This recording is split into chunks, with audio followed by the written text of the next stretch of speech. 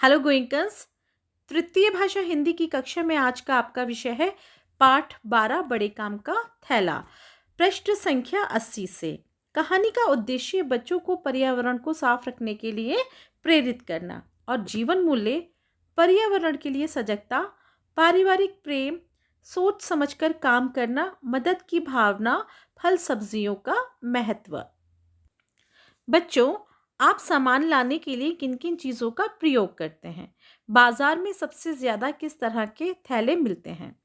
Polythene के थैले हमारे लिए कैसे हानिकारक हैं? उनके स्थान पर हम क्या इस्तेमाल कर सकते हैं? ये सब चीज़ें आप सोचिए। ज़्यादातर आपको पता है कि हम लोग पॉलिथीन का इस्तेमाल करते हैं और जो पॉलिथीन है वो हमारे पर्यावरण को दूषित करता है, यानी वो हमारे पर्यावरण को गंदा करता है।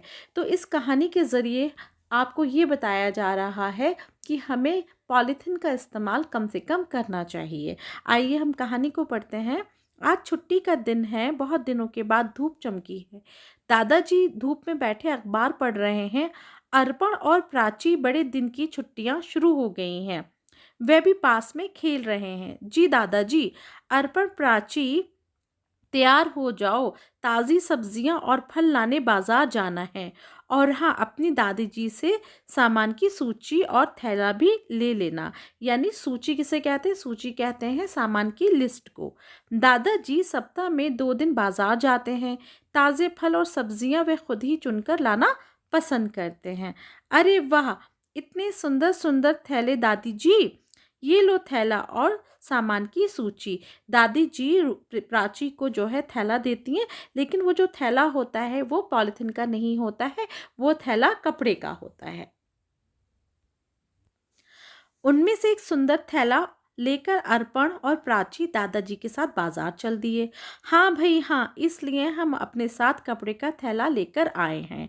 अपना थैला साथ लाएं, पॉलिथीन के थैले का प्रयोग ना करें। जब ये लोग सब्जी वाले की दुकान पर जाते हैं तो वहाँ पर लिखा होता है, प्राची पॉलिथीन कभी नष्ट नहीं होता और पर्यावरण को नुकसान पहुंचाता है। एक तो इसे जलाने पर जहरीली गैसें निकलती हैं, वहीं दूसरी ओर मिट्टी के नीचे दबे पॉलिथीन पौधों को बढ़ने नहीं देते और हाँ, जानवर भी इसे खाकर बीमार पड़ जाते हैं। दादाजी सब्जी वाले ने बोर्ड पर ये क्या सूची क्यों लगाया है? जब प्राची ने दादाजी से ये सवाल किया तो दादाजी ने उत्तर दिया कि ये इसलिए लगाया गया है क्योंकि ये नुकसान की चीज़ है। दादाजी, तो हम पॉलिथीन से पर्यावरण कैसे बचा सकते हैं? दाद दादाजी प्राची को बताते हैं कि हम इसका सही और कम इस्तेमाल करके अपने पर्यावरण को बचा सकते हैं। सामान लाने के लिए हमेशा कपड़े या जूट के कागज़ के थैलों का प्रयोग करना चाहिए। ये प्रकृति के दोस्त हैं। छिलके, पैकिंग में इस्तेमाल हुई पॉलीथीन और प्लास्टिक की बोतलें अलग अलग कचरे के डिब्बे में डाल देनी चाहिए।